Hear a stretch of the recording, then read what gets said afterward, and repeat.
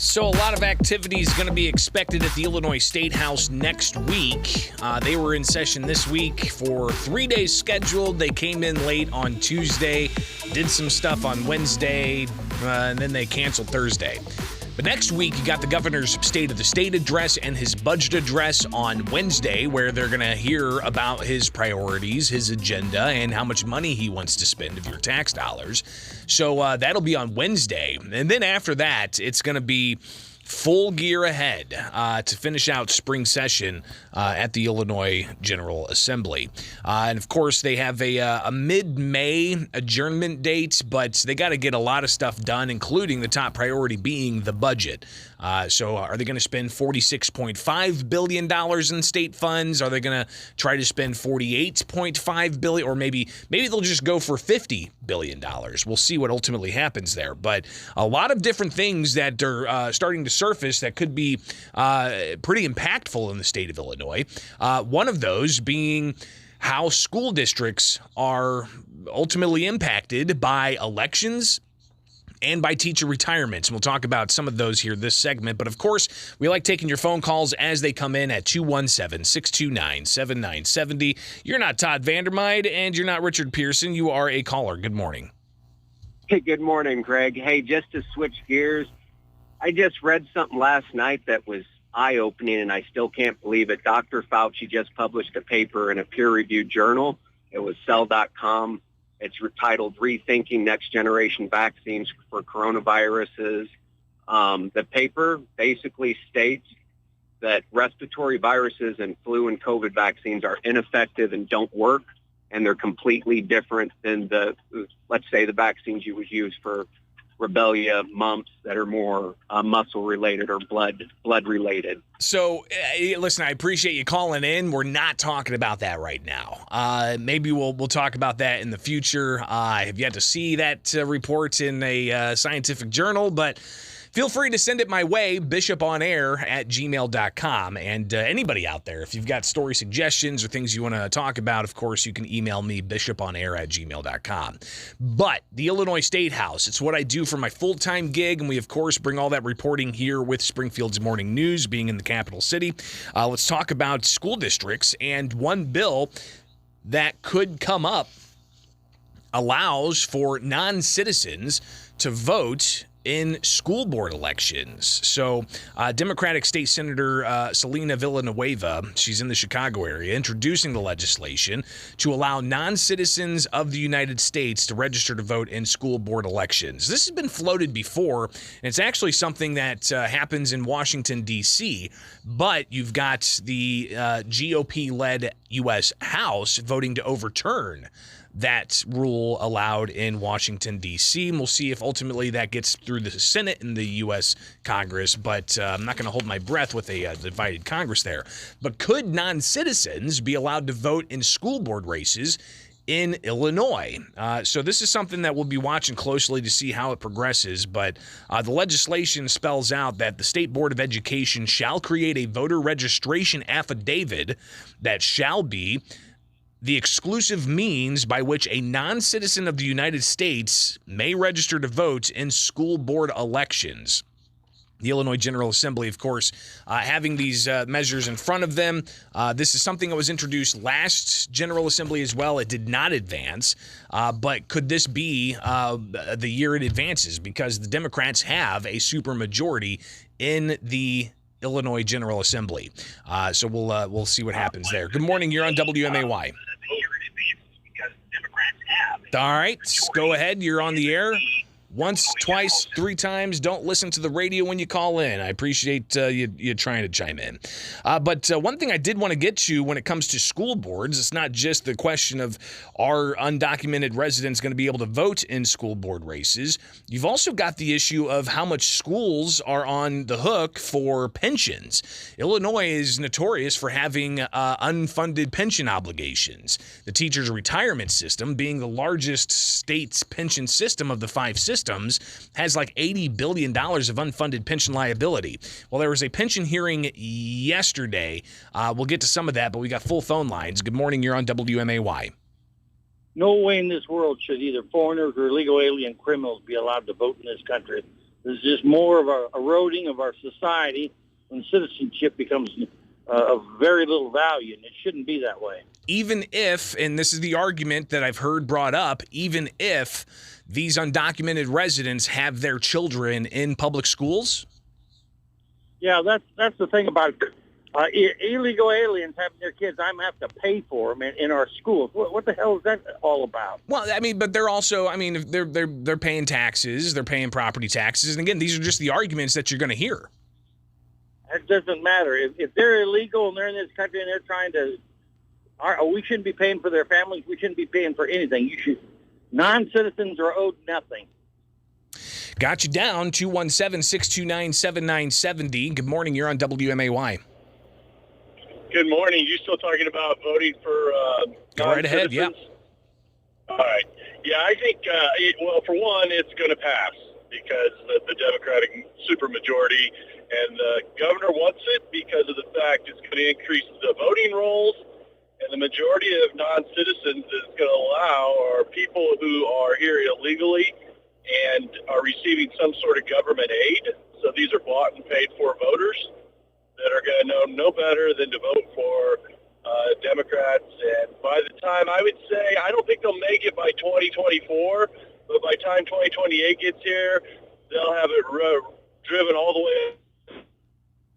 Your phone just broke up a little bit, but I think we got the gist of your point that this seems to be on an inevitable track with Democrats in the supermajority looking to possibly give undocumented residents in this state the ability to vote, not just in school board elections, which is what's proposed right now, but maybe even expanding that further. I don't think they can do anything about voting for congressional races or for federal offices. That's a totally different can of worms, but this proposal apparently getting a lot of reaction here this morning. Good morning. You're on WMAY.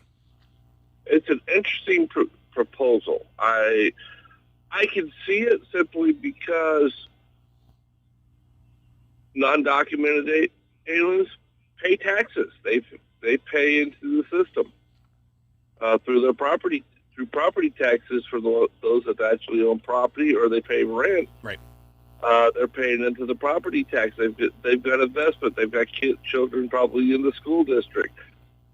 But then, you know, let me just push back on that. Again, we like to have these conversations. That's the rationale, right? That you're going to hear about. But what about the idea of becoming a legal resident? There's a process they can go through and become a legal resident and then attain that right to vote. Isn't this just a way of saying, oh, don't worry about becoming a legal resident? There's no need to. You can vote anyways. If it's structured correctly, where they have a investment to it. Now, general election type of elections or representative, no, I don't see that. School. But the same rationale, they're paying sales taxes, right? I mean, they're paying all kinds of other taxes. They might have, a Social Security number that's not theirs necessarily, but they're paying Social Security taxes. So why not just give them the opportunity to vote in federal elections? I wouldn't want to see it with a federal election simply because that is something that has to be that right is something that has to be earned, as opposed to a school board election, which is locally structured. Yeah. No, and listen, I got you. We're going to likely talk a lot more about this because obviously there's a lot of interest about the idea of giving undocumented residents the ability to vote in school board elections in Illinois. It's a proposal at the statehouse. We'll track that as it advances, but of course, get your reaction to it. Good morning. You're on WMAY. Yeah, I'd be interested to see how many, if they pass this legislation, how many of those people actually sign up to vote, because I would think that a lot of them feel that could be used against them later as far as, deportation. Now they've got their name, they've got their address. But listen, in Illinois, they passed the Trust Act, which essentially says that local law enforcement are not to be required to go after people for immigration detainer orders from the federal government. So, Illinois is a sanctuary state to that effect. Right. And that's a local and a state federal. Yep. Yeah, no, I hear you. And ICE could possibly, have officers come into Illinois and deal with that. We'll take one more call, and then we'll get some more calls after the break here. But good morning. You're on WMAY. Your thoughts? To quote South Park, they're taking our jobs. They're taking our jobs. They took our jobs.